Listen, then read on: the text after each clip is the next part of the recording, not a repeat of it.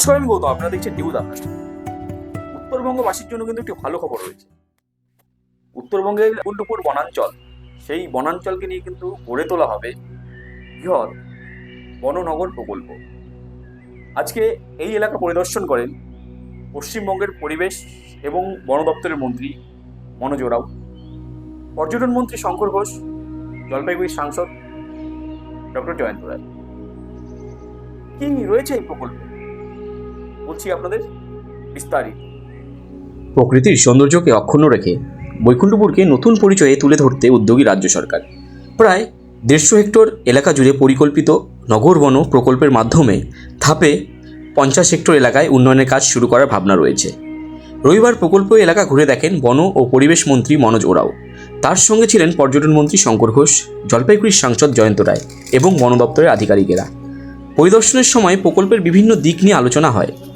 পরিকল্পনা অনুযায়ী বনভূমিকে প্রাকৃতিক বৈচিত্র্য বজায় রেখেই পর্যায়ক্রমে উন্নয়নের কাজ হবে। পরিবেশবিদ ও বন বিশেষজ্ঞদের মতামতকে গুরুত্ব দিয়েই প্রকল্প বাস্তবায়নের পথে এগোবে প্রশাসন।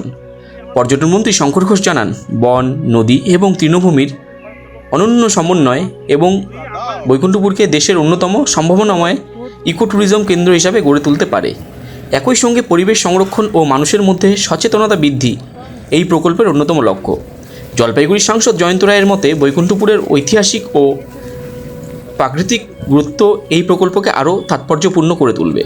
সব কিছু পরিকল্পনা মাফিক এগোলে ভবিষ্যতে বৈকুণ্ঠপুর দেশ বিদেশের পর্যটকদের কাছে একটি উল্লেখযোগ্য ইকো ট্যুরিজম গন্তব্য হিসাবে আত্মপ্রকাশ করতে পারে।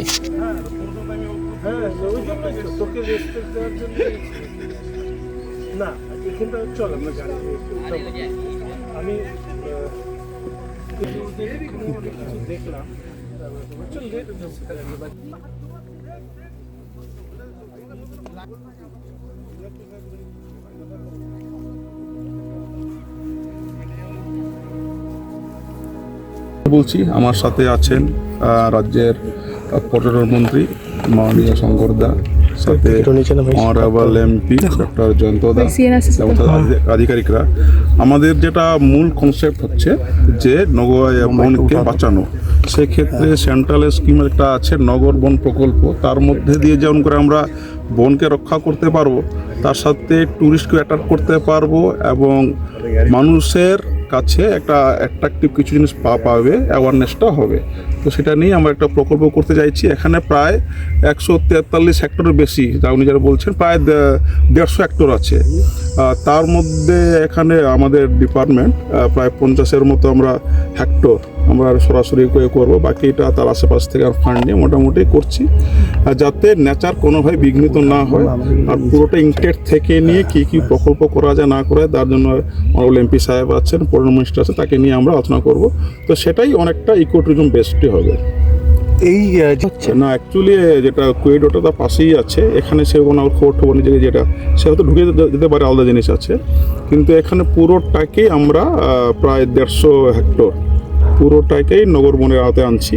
আর যেটা করিডোর সেটা একটু পাশেই আছে, সেটা ইন্টিগ্রেট রাখা হবে। বনটাকে সুরক্ষিত করে এনক্রোচমেন্ট বন্ধ করা, তারপর অল্প অল্প কী কী অপশান যাতে মানুষ উপকৃত হয়, মানুষ আসতে পারে। যেরকম মনে করুন যোগা সেন্টার হতে পারে, যেমন ইলেকট্রিক ভেহিক্যাল জিপ সেটা চালা যেতে পারে। সেরকমই একটা যদি ট্রেনের ইলেকট্রিক ট্রেন সেটা যদি লাগানো যায়, মানুষের হাঁটাহাঁটির যদি ব্যবস্থা করে দেওয়া যায়, পুরোটাই আমরা আলোচনা সাপেক্ষ এখানকার যারা আছেন তার সাথে আলোচনা করে নিয়ে, আমাদের নেতৃত্ব আছেন, আলোচনা করে নিয়ে একটা আমরা প্রপোজাল পাঠিয়ে দেবো। মোটামুটি হবে একটা আমরা আইডিয়া করেছি 150 হেক্টরের মতো। এই জঙ্গলে আসার জন্য মূলত সম্মানীয় সাংসদ মহাশয় আজকে তার উপস্থিতি এবং মনোজ যেহেতু অবশ্যই তার মন্ত্রিত্ব রয়েছে, কিন্তু আমি খুব কাছের বন্ধু, ফলে স্বাভাবিকভাবেই আধিকারিকরা যখন এই সমস্ত credit goes to our official, যারা আমাকে এই বিষয়টি প্রথম দেখায় যে এরকম এখানে আমরা এটা করতে পারি। তো তারপর থেকে আমি বনমন্ত্রীকে বারবার করে অনুরোধ করি যে এখানে নিয়ে একটা সিদ্ধান্ত আমাদের নিতে হবে। আমি নিজে প্রকৃতি ভালোবাসি, গাছ, জন্তু, জানোয়ার সবই। এই যে এত বড় অংশ, আর আমাদের মানব সভ্যতার একটা দুর্ভাগ্য জিনিস হচ্ছে আমরা প্রকৃতিকে গ্রাস করে নিতে চাই। এনক্রোচমেন্ট যেন থামে না। ফলে সেই এনক্রোচমেন্ট থেকে যদি এই 150 হেক্টর জমিকে উদ্যানকে রক্ষা করতে হয়, তাহলে সেটাকে সরকারের পরিধির মধ্যে নিয়ে আসাটা আমাদের মূল দায়িত্ব। সেই কাজটাই এটার প্রাথমিকভাবে শুরু হলো। দেখুন, আমি বিশেষজ্ঞ নই, মনোজ, আমরা সবাই দায়িত্বে এসেছি, আমরা শেখার আগ্রহ নিয়ে এসেছি। এটা শুধু উপলব্ধি করতে পেরেছি এটা পর্যটন স্থল হবে, এটা প্রকৃতির জন্য আমাদের অত্যন্ত একটা সম্পদ হবে। ফলে একে রক্ষা করতে গিয়ে এই নগর বন কনসেপ্ট, কেন্দ্রীয় সরকারের প্রকল্প, সেটাকে মাথায় রেখে এটাকে ভাবা হয়েছে।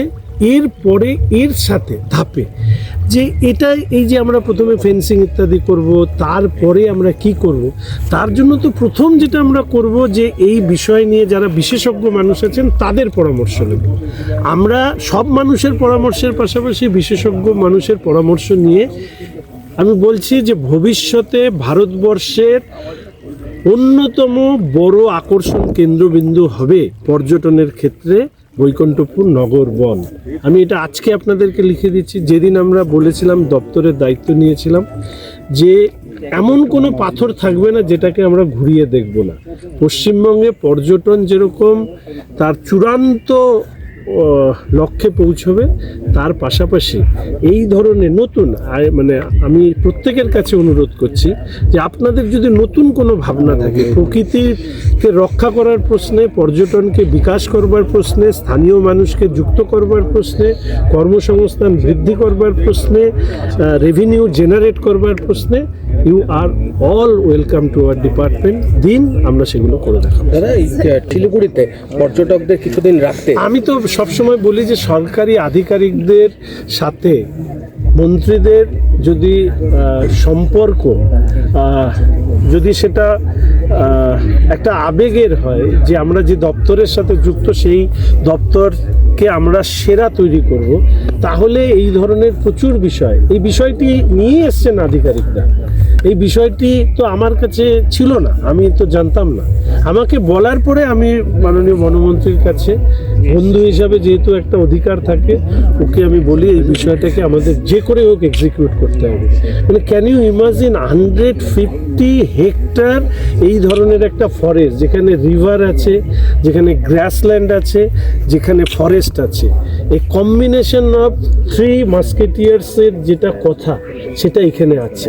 এটাকেও যদি আমি মানুষের সামনে তুলে না ধরতে পারি, তাহলে আর কি তুলে ধরলাম?